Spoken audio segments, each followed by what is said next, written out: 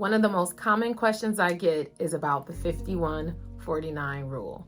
And although this is not applicable in every state, it is something that goes around our industry, our profession, as far as nursing and for nurse practitioners, and it is often misunderstood. So I want to provide a little bit of clarification and also put some things into perspective for those who really do want to start their own aesthetic practice, but are just not confident about that 51-49%.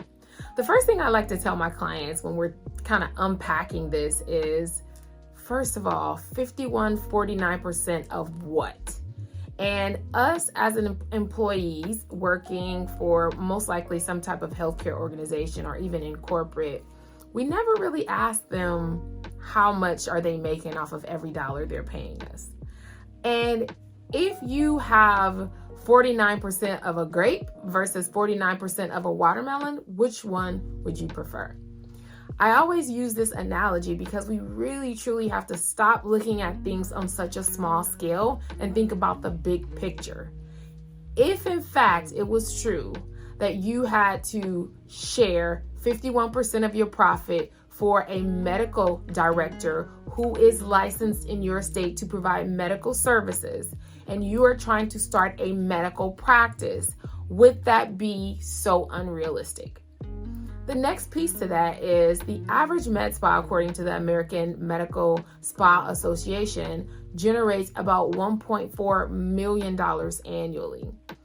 If you had to share 59% of $1.4 million and you are working in a setting where you don't have to worry about being physically and mentally burned out all the time. You don't have to worry about having, a lot of patients on your assignment. You don't have to worry about the politics. You don't have to worry about feeling burnout, and you can have your own time freedom. Would it be worth it? So my thing is, I always want to unpack it for nurses because I feel like we just don't understand the benefit, and we kind of look at it from a scarcity perspective instead of really realizing what we're doing right now. If you are one who is unhappy right now, which a lot of us are, not all of us, but a lot of us who are working in the clinical setting are extremely unhappy. We are burnt out after every shift. We do not get to have control of our time. We do not get to see our families the way we want to. And it's not a fair trade-off to just say, oh, well, I'm not sharing 51-49%. That's the first thing. The second thing is I want to debunk that myth because it's really not 51-49% profit. You guys have to understand from a business perspective, you have to first pay all your expenses and all of your debt before you can even look at your profit and divvy it up. That's the first thing. So that means you have to pay all your team. That means you have to pay for your supplies. That means you have to pay for your location, cable, training, whatever things that is required to run your business. That has to be taken care of off the top. Then you see what you have to work with. Now, if you are a 49% owner in your practice, but you are also a team member and you are a practitioner within your spa, or you provide services. If you're not a nurse practitioner, maybe you are a registered nurse and you're an injector in your business, you also get paid with the team, right? So you get paid for that. Maybe you're also an office manager in the location as well, especially if you're a solopreneur and you just have one room. Like, you're getting paid for every role that you play and every job that you have in your spa before you get to the 51-49, okay? So that's another thing that people miss, and I always want to explain because I want people to really understand there's two things happening here. There's the ownership piece and there's the everyday operations costs, okay, that will be associated with your business.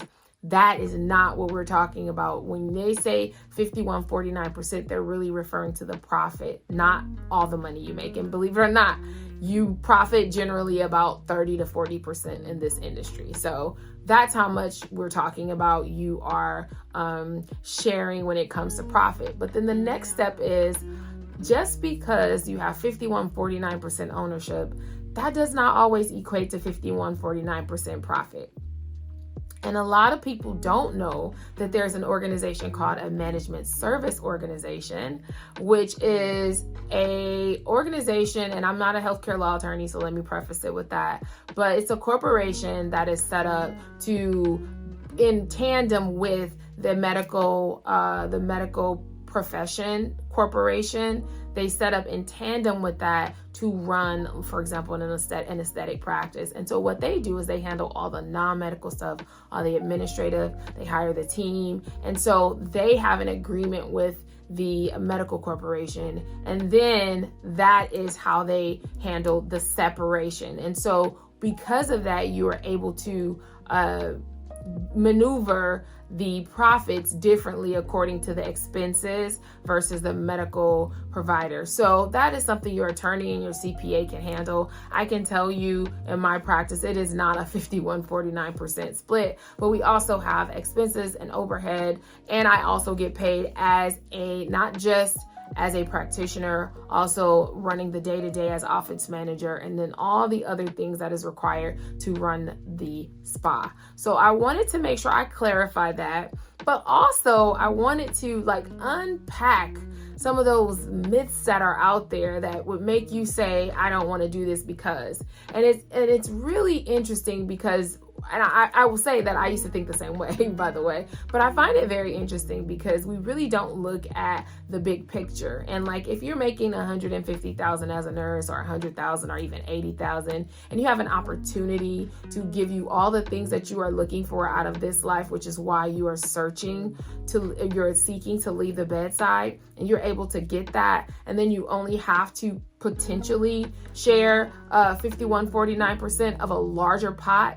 Why wouldn't you do it? But the other thing is that is not even the case. So, but I feel like going into business, you have to rewire your thinking and how you look at money and scarcity. And I feel like, saying I won't do something because I'm not giving 51-49%, I feel like is a scarcity mindset. And if you want to have a successful business, you have to let that go. But you also have to think to yourself, and this was one of the things I thought when I was starting it, I know everybody is not sharing 51-49%. And sure enough, when I started doing my research and I got in rooms and I started talking to other nurses who were spa owners, I realized that they were not, and there was other things that was involved that allowed them not to have to share outright 51-49%.